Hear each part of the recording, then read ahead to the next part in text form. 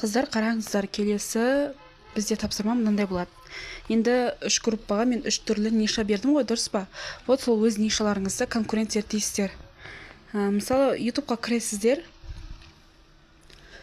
Кіргеннен кейін мен мысалға бір орысша нишаны іздей салайын, сіздер енді ағылшынша жүргізесіздер ғой. Мысалы, мен денсаулыққа қатысты ниша жүргізгім келеді деп есептейінші. Мысалы, здоровье деп іздеймін, иә? И соған қатысты мінеке видеолар шығады. Осылай көрсеңіз болады. Бірақ, 3 точканы басу арқылы, фильтр деп басу арқылы, бірінші тұрған по релевантности деген жерді басып, по числу просмотров деген басасыз. Бұл нені көрсетеді? Просмотр бойынша видеоларды көрсетеді. Жоғарғы просмотрды алғашқылардың бірі болып шығарады. Сіз солай SEO арқылы қайсысы жоғары просмотр жинап тұр, соны анықтай аласыз. Одан кейін мынау по дате загрузки за все время дегенді басып, за эту неделю, болмаса за этот месяц деп басасыз. Месяц басаңыз, мысалға, осы айда шыққан видеолардың қайсының просмотры өте көп, соны көрсетеді. Вот сіз солай конкуренттерді анықтайтын боласыз. Яғни қазіргі таңда қай видео өтіп тұр, қайсы өтпей тұр деген сияқты алдын ала ажыратып аласыз. Енді применить деп басайық. Осы айда шыққан видеоларды көрсетіп отыр. Міне қараңыздар, мынау 6 күн бұрын шыққан шортс видео уже 4,8 миллион. Одан кейін мына жақта мысалға бір видео көрейік. Мына жақта көпшілігі прям не екен? Шортс екен. Міне қараңыздар, 2 апта бұрын шыққан мына видео 458 мың просмотр жинап тұр. Демек, бұл видео өтеді. Мен тура сіз осылай видео жасап қолдарыңыздан, мынаны тікелей ұрламайсыз, тек идеясын ғана аласыз. Тура осылай после 60-тың оршасын ұмытқам, после 60 нельзя так ходить деп тұр ғой. Вот тура осылай ұқсас етіп видео жасайсыз.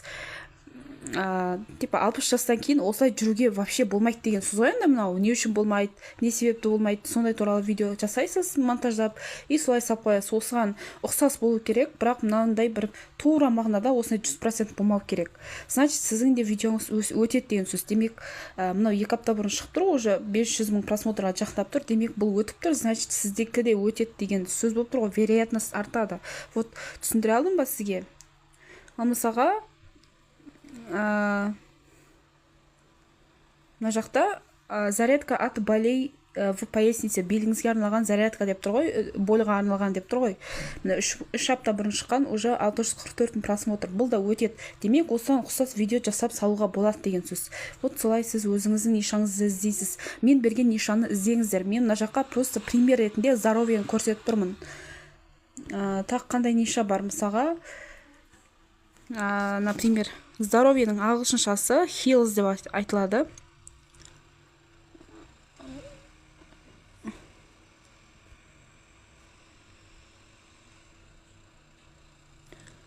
Қазір қалай жазылатын еді ол?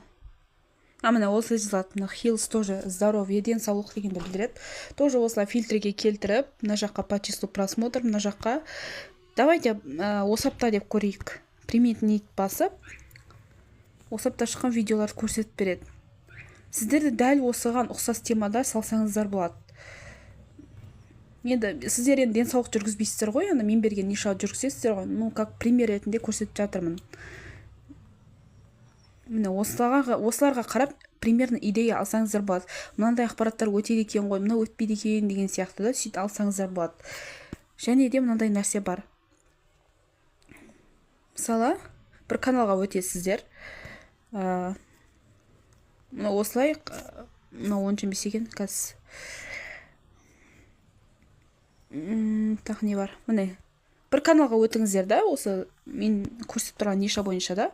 Мен мысалы здоровьені көрсетіп тұрмын, пример ретінде, сондықтан здоровье туралы каналдарын ақтырамын. Осындай обложкасы қандай, логотип қалай, аты жөн қалай жазып қойған, описаниесі қалай, қай жылы ашылған канал, мынау 2024 жылы ашылған екен.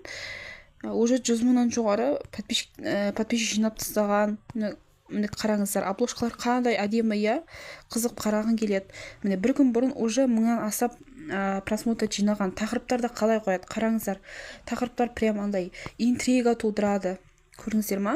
Міне врачтар шок болып жатыр деп қойып андай күшті қылып істеген да. Міне қараңыздар, сіздің ұйқысыздығыңыз өмір бақи жойылады деп тұр. Мә, бұл қалай сонда? Ужас, масқара, андай бір мәссаған деген сияқты реакциямен көру керек қой. Түсіндіре алдым ба? Әшейін бір алманың пайдасы деп қана емес, бір осы алманы сіз күнделікті жесеңіз, жүрек ауруынан толыққандай айығасыз деген сияқты ма? Андай бір шок болатындай сондай бір ақпарат айту керек қой. Түсіндіре алдым ба сіздерге? Енді сіздер здоровье іздемейсіздер, сіздер іздейсіздер, мен берген ниша бойынша іздейсіздер, иә? Сол бойынша поисковикке жазып іздейсіздер. Осылай болады конкуренция. Одан кейін ChatGPT скачать етіп алыңыздар. Бұл бізге қатты керек болады. Міне, осы программаны скачать етеміз. Одан кейін InShot немесе CapCut. Маған мысалға InShot ыңғайлы. Енді кімге қалай ыңғайлы? Ой, қазір осы InShot'ты скачать етеміз. Одан кейін бізге керек не керек? Мынау творческая студия керек. Міне осы үшеуін біз скачать етіп аламыз. Жарай ма? Вот бізде келесі сабақ осылар болады.